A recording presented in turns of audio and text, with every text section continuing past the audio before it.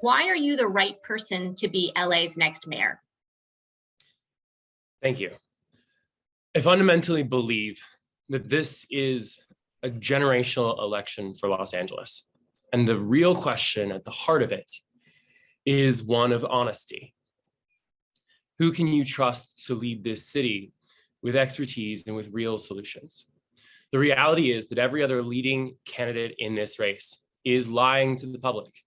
Whatever their track record is, whatever laws they claim to have passed or malls they claim to have built, their track record is on our streets. They have been at the seat of power for 30 years.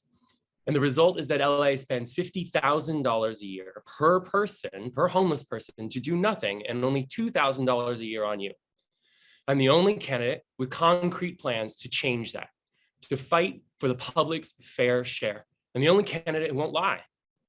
I know struggle and I know impossible. I've known it since I grew up so incredibly poor, abandoned at the age of 14. I've been David fighting Goliath ever since. And now I'm fighting the Goliaths of this city. And it's not just our crises of homelessness, affordability, crime, corruption, jobs, post-COVID recovery. And I'm the only candidate with concrete plans in each of those issues. But it's the Goliaths who would hold on to power in this city. It's the Goliaths who would separate themselves from the public, who have not served the public for decades, elected or unelected. They have been our leaders for 30 years.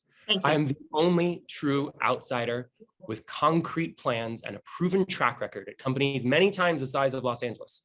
I'm the only one willing to fight the system for the public, because that's what I'm doing right now, running for mayor. I ask everyone. Craig, what would be your first action to address the city's homelessness crisis?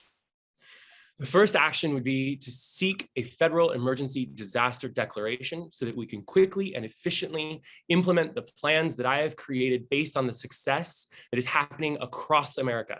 Instead of doubling down on failed programs here in Los Angeles, that federal emergency disaster declaration would remove power out of the hands of corrupt administrators and officials locally and put it where it belongs, in a FEMA response team working in collaboration with the city to move quickly and efficiently, overriding local officials and local laws so that we can make sure that we house people using the plan that I've laid out on my site, including 20,000 semi-private shelter-based beds, 10,000 transitional supportive housing units, 12,000 collaborative housing units, and 5,000 new residential mental health beds to get more than 50% of people off the street in under 9 months for less than what we're spending now, while fairly enforcing the law for everyone. All right. What's the right size of the Los Angeles Police Department and why? I don't think anyone can say that. I think anyone who says that we should add 250 officers or 1,500 officers is lying, because we can't hire for the officers we have right now, for the positions we have open. The reality is that LAPD spends 34% of its time dealing with homelessness, which is the equivalent to taking 3,000 officers off the street. Before we start talking about hiring new officers, we need to put the officers we have back on patrol, serving communities, engaging communities, and doing police work. Then we can determine, okay, so now we've got a fully functioning, fully funded police force. Do we need more? And what should they be doing while concurrently funding a nonviolent community engagement force? Only then can we have a reasonable assessment. Anyone who's saying that we should or shouldn't add officers is just pandering to headlines without looking at the truth of the situation, which is that we need to put the officers we have back to work.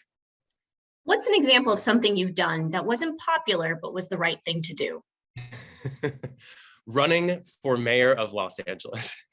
It has been the privilege of a lifetime to talk to everyday Angelinos who inspire me and who are inspired by my message, but it is deeply unpopular with the career institutionalists of this city, civic institutions, existing elected officials. There's not one person in power who's happy that I'm running and who doesn't, a day doesn't go by where they don't yell at me and scream at me because I'm breaking the rules by breaking the norms and speaking directly to the public in an honest way. It's so incredibly unpopular, and the things that they say are so wildly out of bounds, unethical, if not illegal at times. And yet I persevere forward because it's the right thing to do for the city. All right, so the following are more short answers, one word or just short. Should LA tax million-dollar real estate transactions to raise money for affordable housing? Yes or no? No new taxes anywhere while I'm mayor. We don't need more money. It's how we spend it. All right. Roughly, what's the median income for a household in LA? It's about $70,000, but that masks how much of a struggle it is for Angelenos. Metro is considering enacting congestion pricing on local roads to reduce gridlock and fund more transit or even free transit. Would you support a congestion pricing pilot project in Los Angeles? Yes or no? Absolutely not. We cannot tax the people for the fact that they have to drive longer to work because they can't afford to live near where they work.